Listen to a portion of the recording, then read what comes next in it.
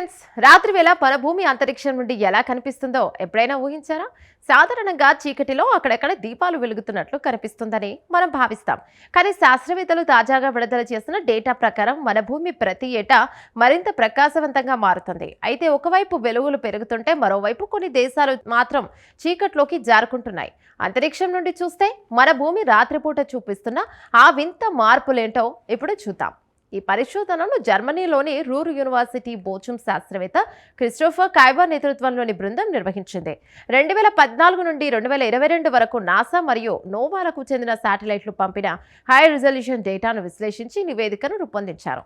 దీనికి సంబంధించిన వివరాలు నేచర్ జర్నల్లో ప్రచురితమయ్యాయి.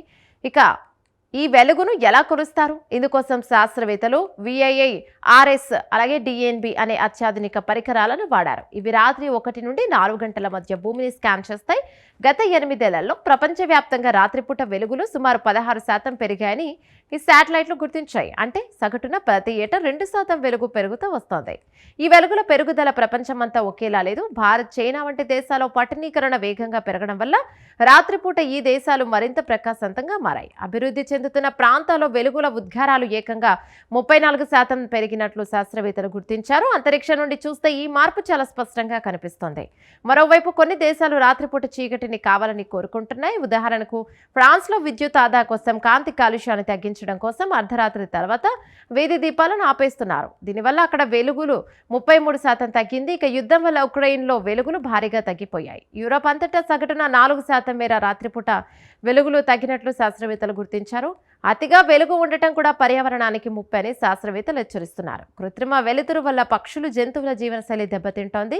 అందుకే జర్మనీ వంటి దేశాలు కాంతి కాలుష్యాన్ని తగ్గించడానికి కొత్త పాలసీలను తెస్తున్నాయి. అందుకే భవిష్యత్తులో మరింత స్పష్టంగా రాత్రి వెలుగులను గమనించడానికి ఐరోపా అంతరిక్ష సంస్థ ఒక ప్రత్యేక శాటిలైట్ను పంపడానికి సిద్ధమవుతోంది. చూస్తారుగా, అంతరిక్షం నుండి చూస్తే మన భూమి ఒక నిత్యం మారుతున్న కాంతి చిత్రంలా కనిపిస్తోంది.